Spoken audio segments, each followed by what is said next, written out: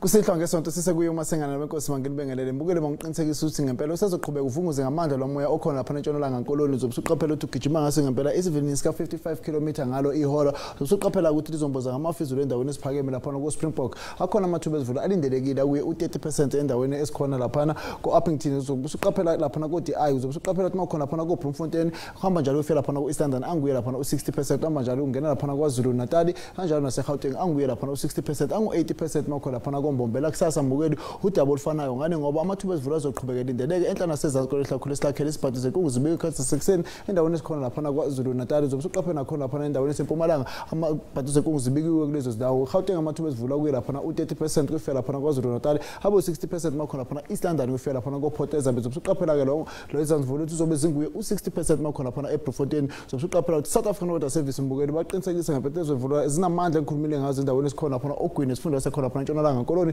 sokuqaphela kusasa mbukeli South African Water Service bakhipha isixhoso somlilo wamadlela endaweni ezimaphathi ezivulwe kuyo 60% kusasa samthana kuduma ungaba yibo umngozi amazinga akhoshisa ami kanjena kusihlo bhenje makhona lapha eCape Town anguye u39 ke kusasa mbukeli soqhubha nje lishise nje izulu endaweni ezimaphathi olihlakhulu esilakhele ke thatha intambo izibusela lapha ukucebisa ngithi mina kini nonke emakhaya ngosithela umusa.